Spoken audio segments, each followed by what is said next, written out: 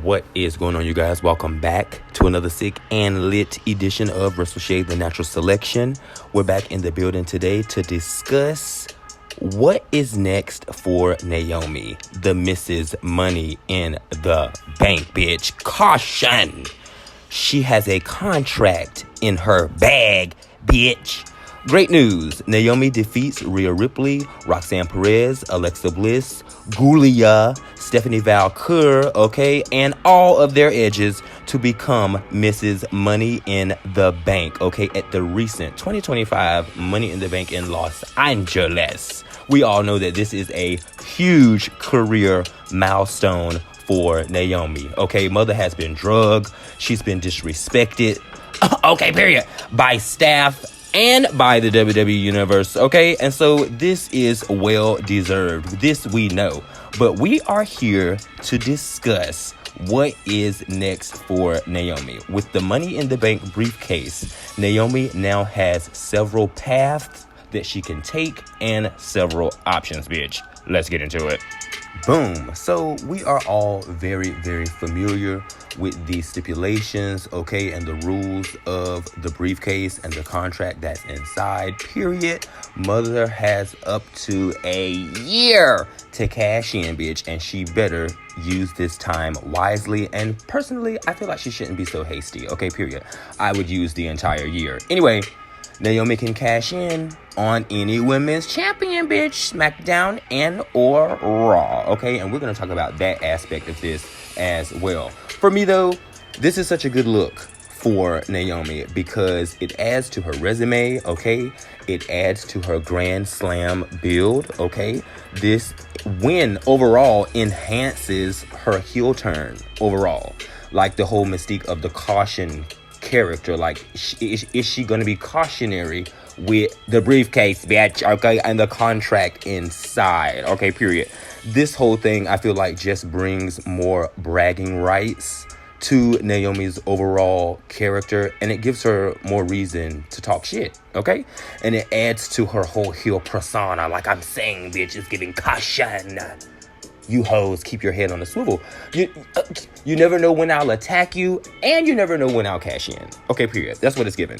And I also too feel like she should definitely be wise about this because, this thing with her and Jade, this is forever beef. This beef is gonna go on forever, bitch. This is never gonna end. So she better use her cash in wisely because I feel like she don't want to give Jade a reason and or a chance to drag her even more for fumbling the cash in.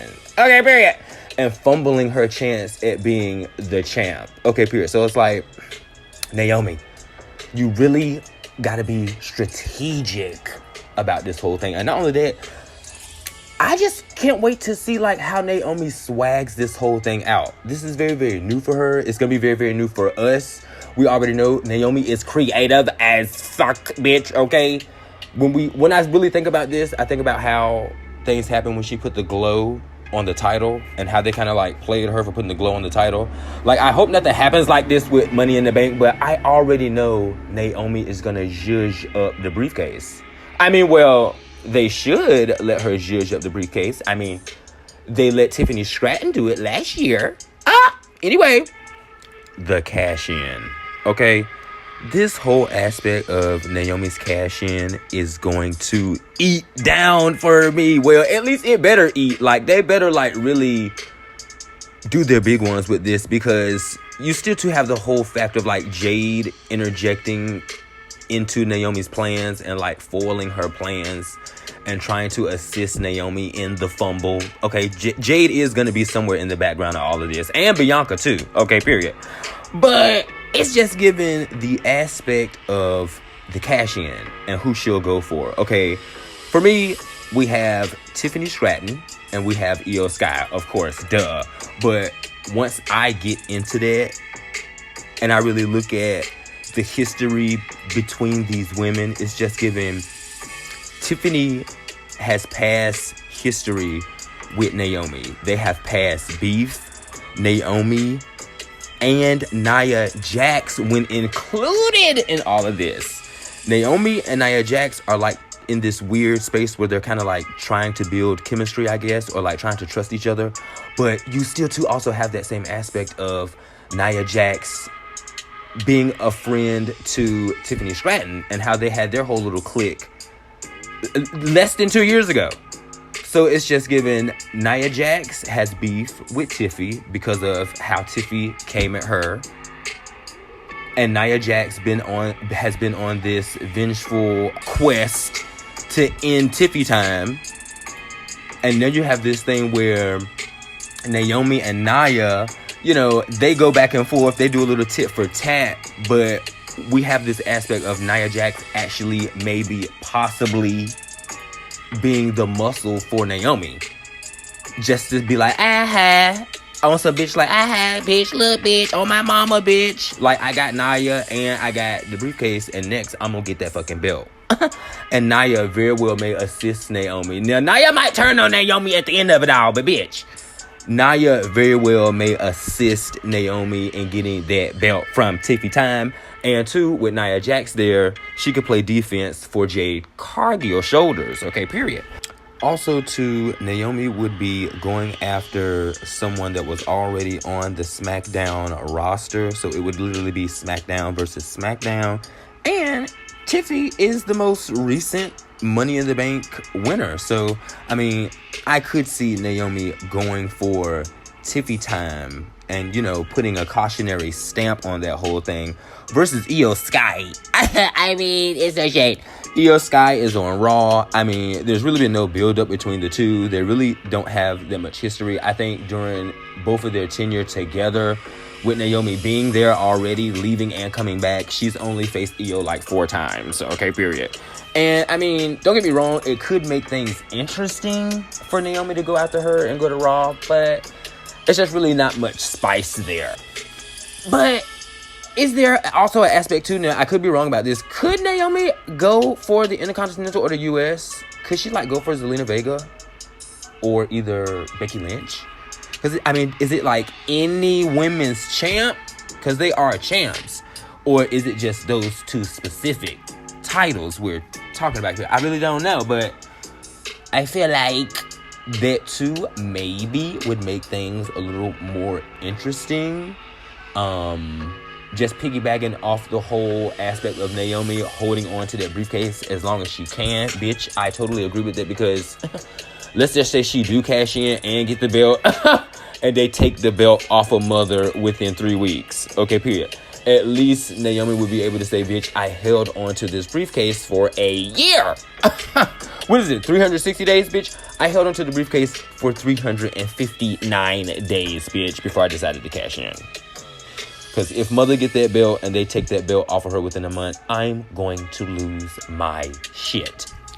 So you guys, at the end of the day, I'm really, really happy that Big Mama Naomi is in this position. I mean, let's just get into it really quickly before I end things here. Naomi has a history with damn near the entire roster, except for the newcomers, okay? She's been in a trio with Charlotte, Becky Lynch. She's done her big ones with Bayley, okay? She's been back and forth with Asuka, Kairi Sane, and all of those girls, okay, period. She's had her run-in with girls from NXT coming over to WWE, okay? She's been with the likes of Natalya. Okay, it's just like Naomi right now, of course, I know a lot of people, and me too, on the back end feel like she was deserving of this well before now. But there's also a smidge of an inkling that feels like this is happening at a perfect time for her. I cannot explain it. This whole build-up with Jade Cargill going into the attack, the confession with Bianca Belair. It's absolutely mind-blowing how everything is unraveling in a good way for Naomi here. So I cannot wait to see how Mother is going to judge this up and actually bring us some spices, bitch. Okay, period. Bring us some Old Spice, some Old Bay. Okay, a 24 seasoning blend. Ha shaka boho chaba. Had to speak in tongues on that one. What? Anyway, I'm out of here. I might hit y'all up with another story or two with some more news. I really don't know. Hit me up. Don't forget to like, share, and subscribe to the channel. Okay, period. Hit that bell notification to be updated and notified on when I upload more content such as this. And I will see you guys in the next installment. Also, too, in the comment section below, if you get this far in the video. I know a lot of you don't. But to the ones that do, my day ones that stick around for the end of the video, there is this aspect and or notion floating around, okay, Naomi's internet, that Triple H has single-handedly came in and saved the day, okay? He saved the WWE, okay? He saved African Americans all over the world, okay, period. There is a spice rack within wrestling, okay, period. It's alleged that Triple H is touting himself, patting himself on the back because we have a few African Americans doing their big ones in wrestling right now.